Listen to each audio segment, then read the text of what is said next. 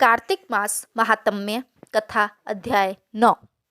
राजा पृथु ने कहा, हे मुनिश्रेष्ठ नारद जी, आपने कार्तिक माह के व्रत में जो तुलसी की जड़ में भगवान विष्णु का निवास बताकर उस स्थान की मिट्टी की पूजा करना बतलाया है, अतः मैं श्री तुलसी जी के महात्म्य को सुनना चाहता हूँ। तुलसी जी कहाँ और किस प्रकार उत्पन्न हुई, यह बताने की कृपा करें। नारद जी बोले, राजन, अब आप तुलसी जी की महत्ता तथा उनके जन्म का प्राचीन इतिहास ध्यानपूर्वक सुनिए।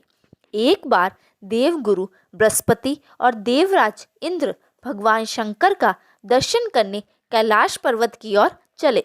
तब भगवान शंकर ने अपने भक्तों की परीक्षा लेने के लिए जटाधारी दिगंबर का रूप धारण कर उन दोनों के मार्ग में अवरोध उत्पन्न किया। यद्यपि वह तेजस्वी, शांत, लंबी भुजा और अपनी चौड़ी छाती वाले गौर वर्ण, अपने विशाल नेत्रों से युक्त तथा सिर पर जटा धारण किए हुए वैसे ही बैठे थे। तथापि उन भगवान शंकर को न पहचान कर इंद्र ने उनसे उनका नाम व धाम आदि पूछते हुए कहा कि क्या भगवान शंकर अपने स्थान पर है या कहीं गए हुए हैं। इस पर तेजस्वी रूप भगवान शिव कुछ नहीं बोले। इंद्र को अपने त्रिलोकीनाथ होने का गर्व था। उसी अहंकार के प्रभाव से वह चुप किस प्रकार रह सकता था।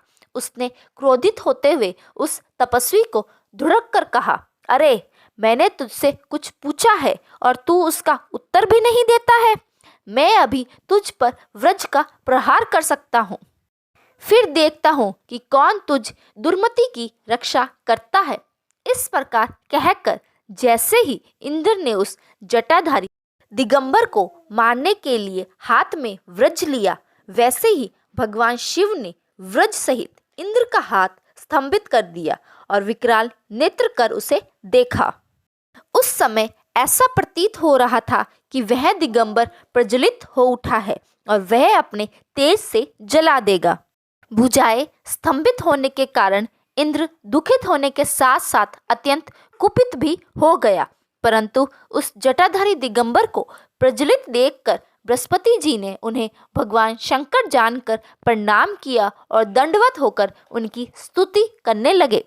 बृहस्पति भगवान शंकर से कहने लगे, हे दीनानाथ, हे महादेव, आप अपने क्रोध को शांत कर लीजिए और इंद्र के इस अपराध को क्षमा कीजिए।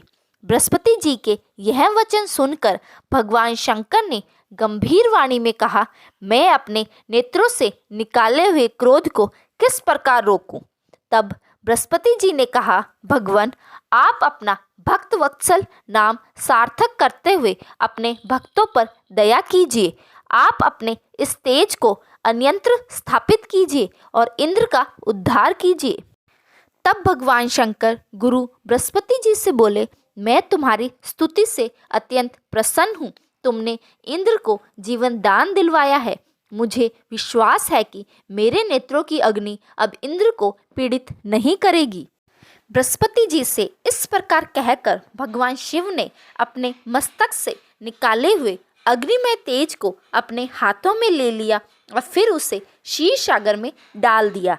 तत्पश्चात भगवान शंकर अंतर्ध्यान हो गए। इस प्रकार जिसको जो जानने की कामना थी उसे जानकर इंद्र तथा बृहस्पति जी अपने अपने स्थान को चले गए। यहीं पर आज का महात्म्य संपूर्ण होता है। आगे के महात्म्य सुनने के लिए मेरी वीडियो को लाइक करें और चैनल को जल्दी से जल्दी सब्सक्राइब करें। धन्यवाद।